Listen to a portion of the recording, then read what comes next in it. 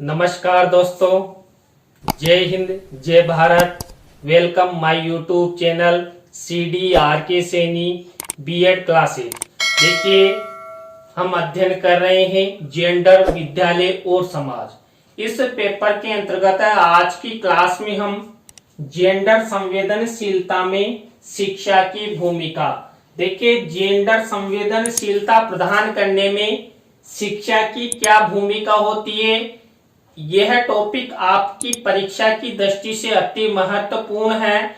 देखिए, इससे पहले हमने जेंडर संवेदनशीलता के बारे में अध्ययन कर लिया है, जेंडर संवेदनशीलता की परिभाषाओं के बारे में अध्ययन कर लिया है, जेंडर संवेदनशीलता के क्षेत्र, आवश्यकता और विशेषताओं के बारे में अध्ययन कर लिया है। आपकी परीक्षा में जेंडर संवेदनशीलता से संबंधित जो प्रश्न है वो निबंधात्मक रूप से आता है, तो आप इस टॉपिक को अच्छे से तैयार कर ले।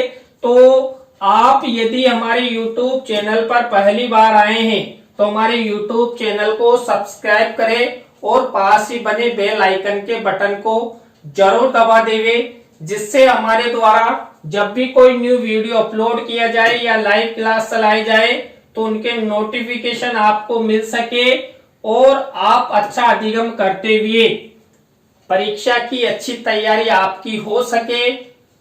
तो देखिए, इसमें जेंडर संवेदनशीलता में शिक्षा की भूमिका।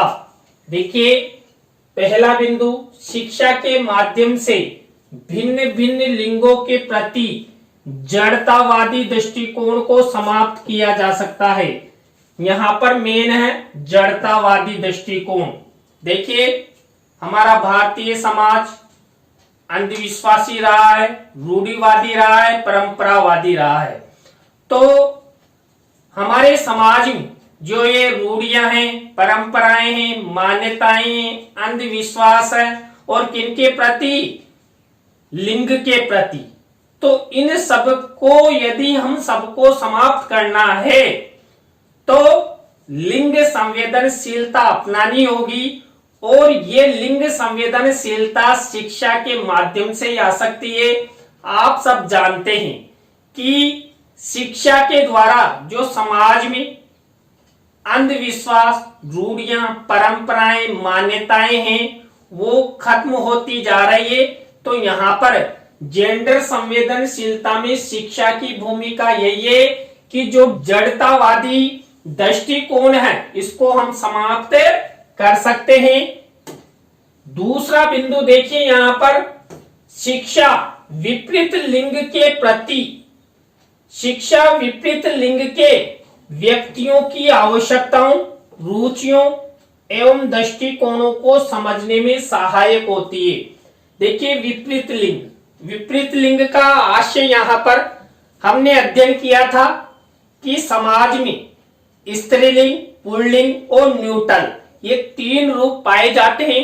न्यूट्रल नाम मात्र का रूप पाया जाता है, लेकिन हमारे भारतीय समाज में स्त्रीलिंग और पुल्लिंग अधिक विस्तारित रूप इसका माना जाता है।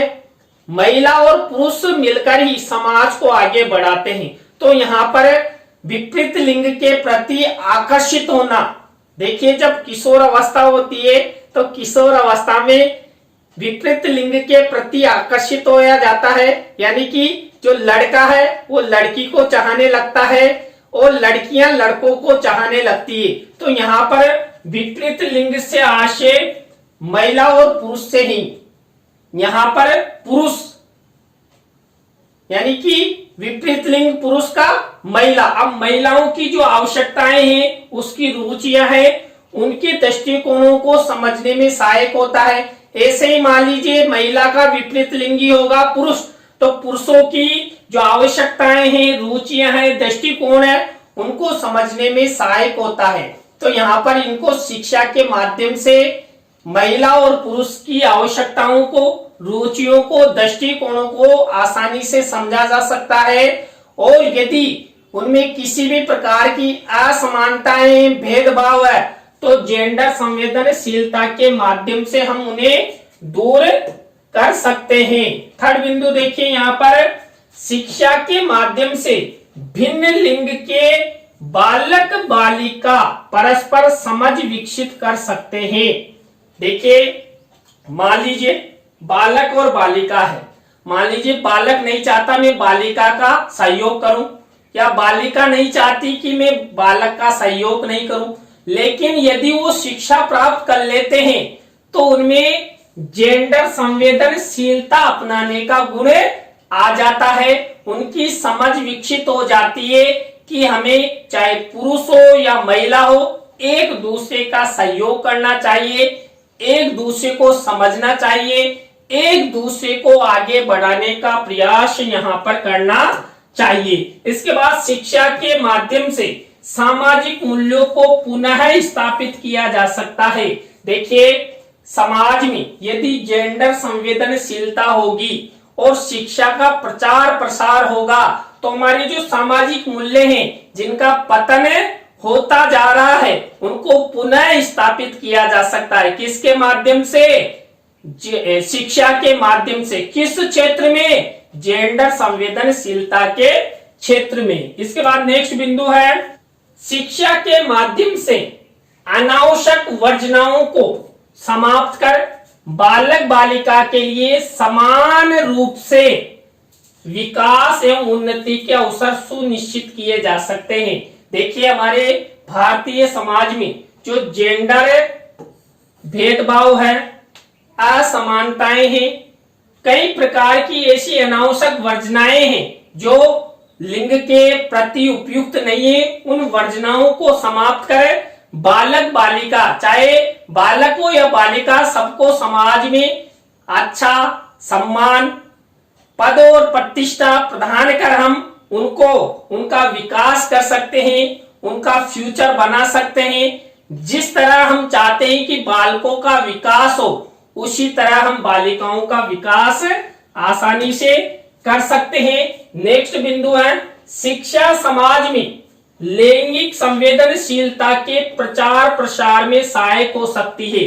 देखिए, यदि समाज में लैंगिक संवेदनशीलता या जेंडर संवेदनशीलता नहीं है तो शिक्षा के माध्यम से जेंडर संवेदनशीलता का प्रचार प्रसार किया जा सकता है, लोगों में सकारात्मक दृष्टिकोण विकसित किया जा सकता है और विपरीत लिंग के प्रति जो उनकी आवश्यकताएं हैं, रुचियां हैं, उनको विकसित किया जा सकता है, उनका विकास किया जा सकता है। तो शिक्षा समाज में लैंगिक संवेदनशीलता के प्रचार प्रसार में सहायक हो सकती है। शिक्षा एक मात्र ऐसा माध्यम है जो नागरिकों में नवीन विचारों को अपनाने में सहायक होता है। देखिए, शिक्षा के माध्यम से हम क्या करते हैं? नवीन विचारों को ग्रहण करते हैं, हमारे अंदर की जो शक्तियां हैं उसको बाहर निकालते हैं। किनके माध्यम से? शिक्षा के माध्यम से। तो समाज में यदि जेंडर संवेदनशीलता लानी है तो हमें शिक्षा को अपनाना होगा और शिक्षा के द्वारा ही जो सहयोग की भावना, प्रेम की भावना, विकास की भावना, ये सब लानी है तो जेंडर संवेदनशीलता शिक्षा के माध्यम से आ सकती है और हम नवीन विचारों को ग्रहण कर सकते हैं। हमारे अंदर जो नकारात्मक विचार है उनको हम सकारात्मक दृष्टिकोण में परिवर्तित कर सकते हैं। शिक्षा के माध्यम से सामाजिक सांस्कृतिक संसाधनों तक महिला पुरुष की समान पहुंच एवं नियंत्रण को सुनिश्चित किया जा सकता है।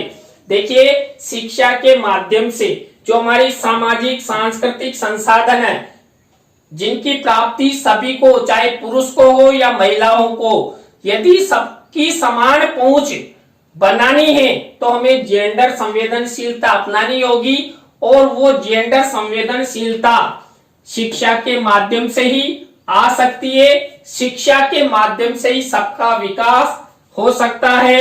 इसलिए आवश्यक है समाज में हमें समानता की भावना रखनी चाहिए। नेक्स्ट बिंदु है, शिक्षा महिला एवं पुरुष को राजनीतिक क्षेत्र में समान अवसर प्रदान कर सकती है। देखिए, यदि महिला शिक्षित होगी और समाज के व्यक्ति या राजनीतिज्ञ महिलाओं के प्रति संवेदनशीलता अपनाएंगे तो पुरुषों के समान ही महिलाएं भी राजनीतिक क्षेत्र में अपना दबदबा कायम रखेगी। उनके पद निश्चित किए जाएंगे, जैसे वो एमएलए एमपी बनेगी और देश के विकास में सहयोग करेगी।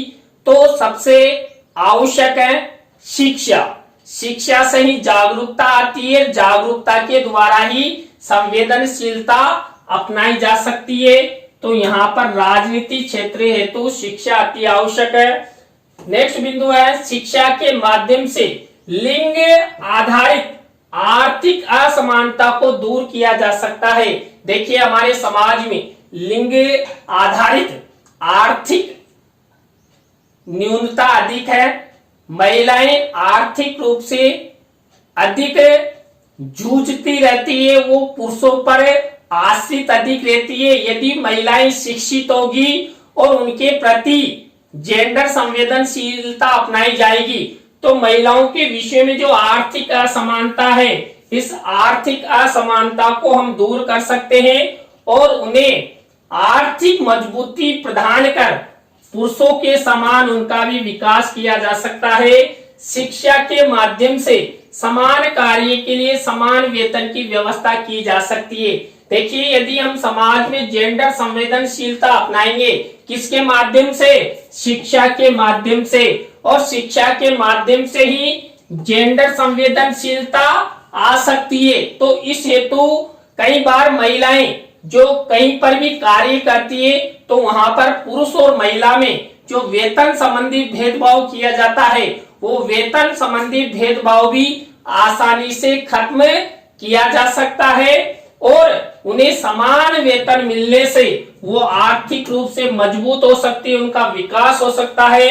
शिक्षा एक ऐसा माध्यम है जो महिलाओं को पुरुषों के समान स्थान, पद और प्रतिष्ठा दिला सकता है। देखिए पूरे विश्व में एक कोई सा ऐसा संसाधन नहीं है जो महिलाओं को समान पद प्रतिष्ठा दिला सके, केवल एक है शिक्षा।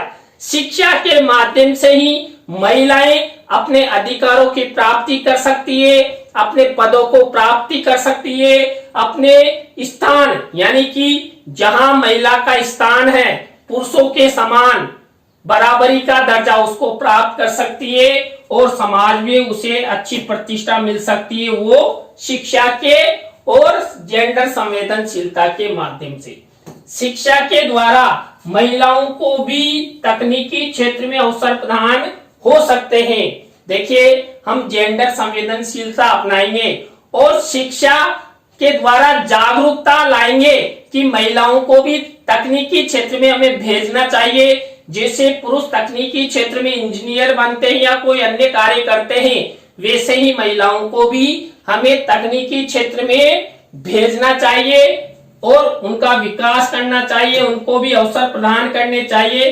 तभी जाकर पुरुषों के समान ही महिलाओं का विकास हो सकेगा। नेक्स्ट बिंदु देखिए, शिक्षा द्वारा समाज में जो प्रचलित अंधविश्वास रूढ़ियां हैं उनको समाप्त कर जेंडर संवेदनशीलता अपनाई जा सकती है। देखिए हमने शुरू में बात की थी, जेंडर संवेदनशीलता के मार्ग का अवरोध है शिक्षा।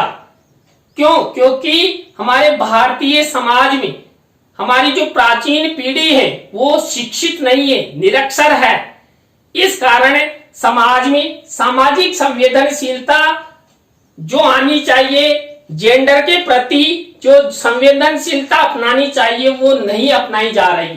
तो इस हेतु हमारे समाज में जो अंधविश्वास है, रूढ़ियां हैं, उनको हम समाप्त करें, उनके प्रति जेंडर संवेदनशीलता अपना सकते हैं। वो सब हो सकता है शिक्षा के माध्यम से।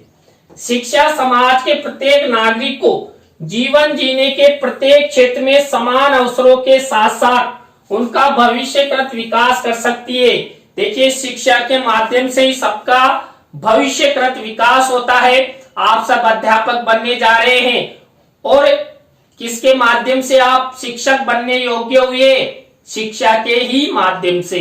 आपने शिक्षा प्राप्त की, चाहे आप बालक हो बालिका हो, तो आपने शिक्षा प्राप्त की तभी जाकर आप बीएड कर रहे हैं। और आज देखिए आप समाज में एक अच्छा पद, अच्छी प्रतिष्ठा, अच्छा मान सम्मान प्राप्त करने जा रहे हैं। तो यहाँ पर जीवन जीने के प्रत्येक क्षेत्र में समान अवसरों का होना अति आवश्यक है और इन सब की प्राप्ति हम शिक्षा के माध्यम से ही पूरी कर सकते हैं। शिक्षा जितनी अधिक लोगों को मिलेगी, शिक्षा का प्रचार प्रसार होगा, शिक्षा के बारे में सकारात्मक दृष्टिकोण अपनाया जाएगा, उतनी ही समाज में जेंडर संवेदनशीलता आएगी और जेंडर संवेदनशीलता आएगी तो पुरुषों के समान ही महिलाओं का भी विकास हो सकेगा। शिक्षा के माध्यम से जेंडर संवेदनशीलता के विकास हेतु एक सशक्त समाज का निर्माण किया जा सकता है।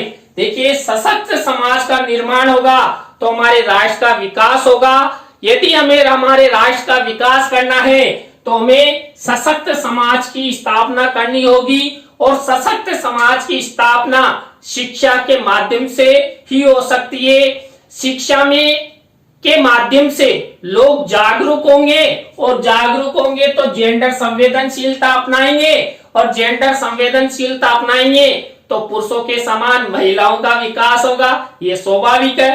तो आप सब, हम सब की प्रथम जिम्मेदारी, भारत देश का कोई भी एक भी बालक बालिका अनपढ़ नहीं रहना चाहिए। आप सब अध्यापक बनने जा रहे हैं, हम भी अध्यापक हैं, हम सब की जिम्मेदारी है। तो आप आगे से ध्यान रखेंगे तो क्या करना है, हमें सशक्त समाज का निर्माण करना है तो शिक्षा को अपनाना होगा। इसके बाद नेक्स्ट बिंदु है, शिक्षा एक ऐसा माध्यम है जो जेंडर संवेदनशीलता के साथ साथ नारी सशक्तिकरण को भी बढ़ावा दे सकता है। देखिए, नारी शक्तिकरण, नारी का यदि सशक्तिकरण होगा तो हमारे राष्ट्र का विकास होगा, हमारे राष्ट्र का विकास होगा तो हमें कल्पना चावला जैसी महिलाएं मिलेगी जो हमारे भारत राष्ट्र का विश्व में नाम रोशन करेगी। तो हमें कल्पना चावला जैसी महिलाओं के सशक्तिकरण हेतु नारी सशक्तिकरण अपनाना होगा, वो हम प्राप्त कर सकते हैं शिक्षा के माध्यम से। शिक्षा समाज में महिलाओं के प्रति होने वाली हिंसाओं, घटनाओं के प्रति जागरूकता का निर्माण कर सकती है। देखिए, शिक्षा के माध्यम से ही समाज में जो महिलाओं के प्रति हिंसाएं की जाती है, शोषण किया जाता है या किसी भी तरह का कुकृत्य होता है तो उस बारे में जागरूकता शिक्षा के माध्यम से ही आ सकती है और शिक्षा के माध्यम से जागरूकता आने से समाज में महिलाओं को भी पुरुषों के समान दर्जा मिलेगा। क्यों? क्योंकि उनमें शिक्षा के माध्यम से जागरूकता आ चुकी है, उनको समान न्याय मिलेगा। तो देखिए, आज की क्लास में हमने जेंडर संवेदनशीलता में शिक्षा की भूमिका के बारे में अध्ययन किया। आपको वीडियो कैसा लगा कमेंट्स में हमें जरूर बताएं। नए टॉपिक के साथ हम आपसे फिर मिलेंगे CDRK Saini BEd classes YouTube channel पर। देखिए, आज की क्लास आपको पसंद आई हो तो लाइक भी करना, कमेंट्स भी करना और शेयर जरूर करना दोस्तों। तो जय हिंद, जय भारत।